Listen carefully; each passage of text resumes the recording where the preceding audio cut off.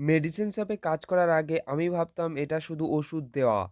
কিন্তু এই কাজটা আমাকে জীবনের অনেক কিছু শিখিয়েছে। হ্যালো সবাইকে, আমি ইস্তাক। আমি মেডিসিন শপে কাজ করি। আজকের ভিডিওতে আমি কোনো মেডিসিন নিয়ে না, জীবনের লেসন নিয়ে কথা বলবো। এই ভিডিওটা লাইফস্টাইল আর এক্সপেরিয়েন্স শেয়ার করার জন্য। এটা কোনো মেডিকেল অ্যাডভাইস না। এই কাজটা আমাকে শিখিয়েছে রেসপন্সিবিলিটি কি জিনিস। একটা ভুল মানেই একটা মানুষের হেলথ রিস্ক। সব পেশেন্টের ক্লেম থাকে না, কেউ ভয় পায়, কেউ ইরিটেট থাকে। এই জব আমাকে যেকোনো পরিস্থিতিতে স্ট্রং হতে শিখিয়েছে।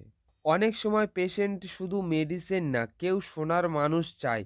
আর শুনতে শেখাটা এই জবের সবচেয়ে বড় লেসন। ডক্টরের লেখা একটা প্রেসক্রিপশনের পেছনে অনেক বছরের নলেজ থাকে। এই কাজটা আমাকে ডক্টরের ভ্যালু বুঝিয়েছে। দৈনিক এত রুগী দেখে একটাই কথা বুঝেছি, সুস্থ থাকলে সব আছে। সব মেডিসিন সব সময় দেওয়া যায় না। না বলতে শেখাটা এই জবের একটা সবথেকে বড় অংশ। মেডিসিন শপে কাজ করে আমি মানুষের কষ্টের ভ্যালু বুঝেছি। রেসপেক্ট আসে কাজ থেকে, পজিশন থেকে না। এই কাজটা আমাকে মেন্টালি স্ট্রং বানিয়েছে। যদি এই ভিডিওটা আপনাকে একটু ভাবতে বাধ্য করে তাহলে লাইক করুন, শেয়ার করুন, আর এই রকম রিয়েল ফার্মাসি লাইভ দেখতে চ্যানেলকে সাবস্ক্রাইব করুন।